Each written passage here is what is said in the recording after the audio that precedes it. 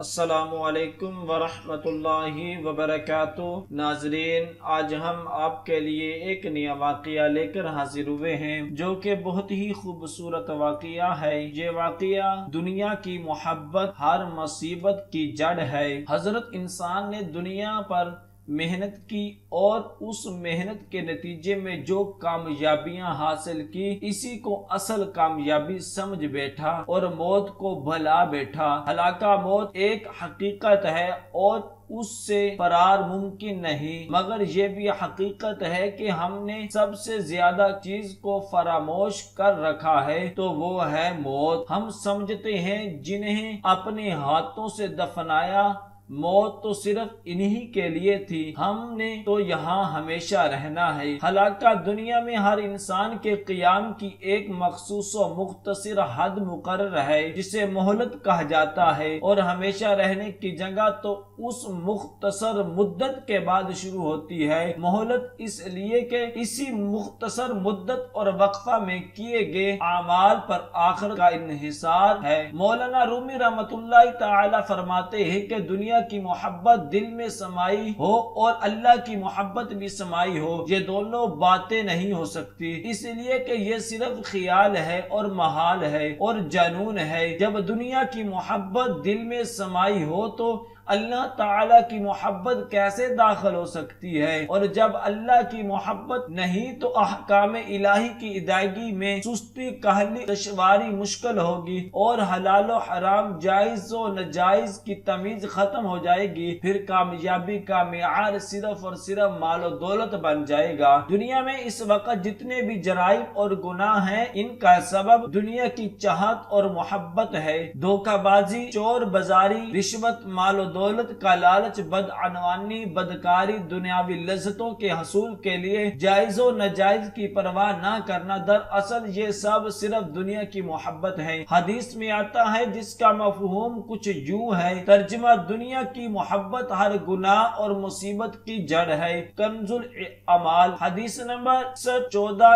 چوری کرنا، خرید و فروخت میں دھوکہ اور فریب کرنا، ڈاکہ زنی کرنا، سود کھانا، امانت میں خیانت کرنا، جوے بازی اور حرام چیزوں کی تجارت، تھانوں میں رشوت دے کر جھوٹے کیس درج کروا لے جاتے ہیں۔ بے گناہ لوگوں کو نہ صرف پریشان کیا جاتا ہے بلکہ ان پر ہر طرح کے ظلم و ستم کیے جاتے ہیں۔ گواہوں، وکیلوں، ججوں کو رشوت دے کر فیصلے اپنے حق میں کروا لیے جاتے ہیں۔ ناجائز طریقے سے مال غصب کرنا موجودہ دور میں عام سی چیز ہوگی۔ یہ سب دنیا کی چاہت اور محبت ہی تو ہے۔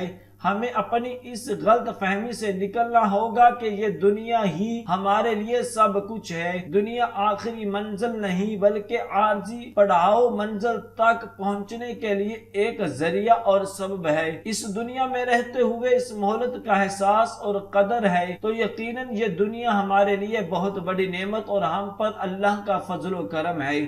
اگر معاملہ اس کے برعکس ہے، یعنی دنیا ہی کو سب کچھ سمجھ بیٹھے، نشان منزل کے بجائے اسے ہی منزل جان بیٹھے، باقی سب کچھ بلا کر اسی کے حصول میں مگن ہو گئے تو باعث ہلاکت ہے۔ یعنی دنیا کے معاملات اللہ کے احکامات کے مطابق چل رہے ہیں تو دنیا کامیابی اور ہمیشہ کی عزت و سربلندی کا ذریعہ ہے، لیکن اگر صرف دنیا ہی دل و دماغ پر مکمل طور پر راسخ ہو جائے کہ دن رات میں دنیا کے سوا کچھ اور دکھائی نہ دے تو یہ دنیا نقصان اور خسارہ کا باعث ہے۔ قرآن و مقدس میں ارشاد باری تعالی ہے، ترجمہ: اور جو شخص میری یاد سے روگردانی کرے گا وہ دنیا میں تنگ حال رہے گا اور ہم اسے بروز قیامت اندھا کر کے اٹھائیں گے۔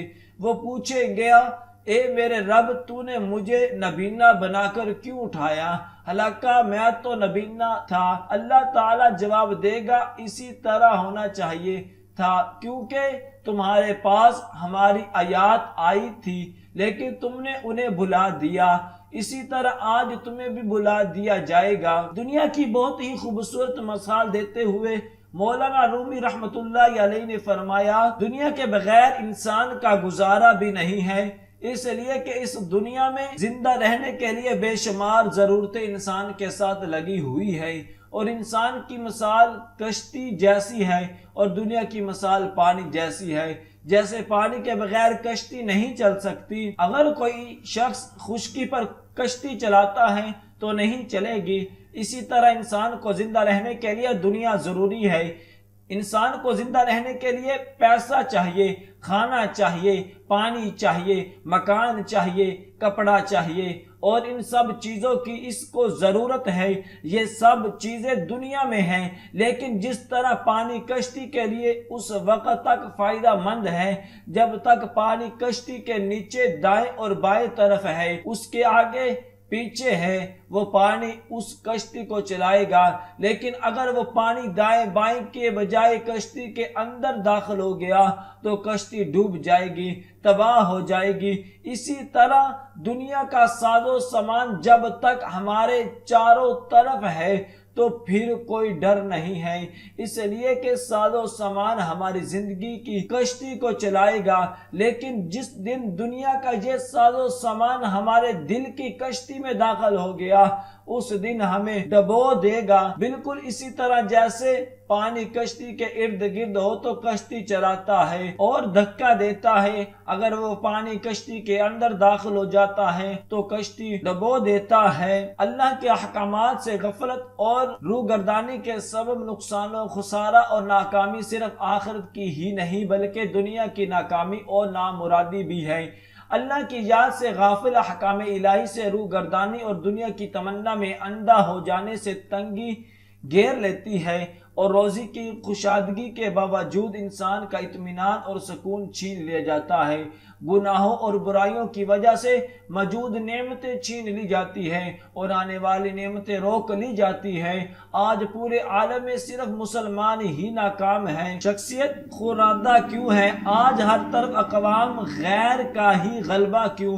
آج مسلمان کے پاس مال و دولت کے انبار، افواج، اسلحہ سمیت ہر قسم کے وسائل کی بہتات کے باوجود مسلمان ہی ہر طرف کفار کے ظلم و زیادتی کا شکار ہے۔ کشمیر و فلسطین، افغانستان، عراق، لیبیا، شام سمیت تمام مسلم ممالک کسی نہ کسی شکل میں، چاہے وہ جارحیت ہو، سیاسی جدوجہد یا انسانی حقوق کا معاملہ ہو، کفار کے جبر اور غلبہ کا شکار ہے۔ نبی کریم صلی اللہ تعالی علیہ وسلم کا ارشاد کا مفہوم ہے، میری امت پر ایک ایسا وقت آئے گا کفار میری امت پر بیڑیوں کی طرح ٹوٹ پڑیں گے۔ صحابہ کرام نے پوچھا کیا تب ہم تعداد میں کم ہوں گے؟ آپ صلی اللہ تعالی علیہ وسلم نے فرمایا نہیں، تعداد میں بہت ہوں گے لیکن موت کے خوف اور دنیا کی محبت میں مبتلا ہوں گے۔ بدقسمتی سے ہر خاص و عام، بظاہر دین دار، دنیا دار، عوام، رعاع، حکمران طبقہ، سب کے سب دنیا کی محبت میں گرفتار، دنیا اور دنیا کے مال کا دفاع کرتے نظر آئیں گے۔ ہم یہ بات بھول گئے ہیں کہ دنیا کی محبت سے اللہ نہیں ملتا، لیکن اللہ کی محبت سے دنیا و آخرت دونوں سنور جاتے ہیں۔ اسلام میں کہیں بھی ترک دنیا کا ذکر نہیں بلکہ ترک دنیا کو سخت ناپسند فرمایا گیا ہے۔ لہذا دنیا میں رہتے ہوئے معاملات، دنیا چلاتے ہوئے، دنیا کماتے ہوئے، تجارت، زراعت، حکومت کے ہوتے ہوئے، آخرت کو فراموش کیے بغیر اس دنیا کے سارے معاملات کے ساتھ آخرت کی بھلائی اور کامیابی بھی پیش نظر رہے۔ دنیا آخری منزل نہیں بلکہ یہ عارضی پڑاؤ اور مہلت ہے تاکہ اس میں رہتے ہوئے آخرت کی تیاری کی جائے۔ دعا ہے کہ اللہ تبارک و تعالی ہم سب کو ان کلمات پر عمل کرنے کی توفیق عطا فرمائے۔ صدق اللہ العظیم۔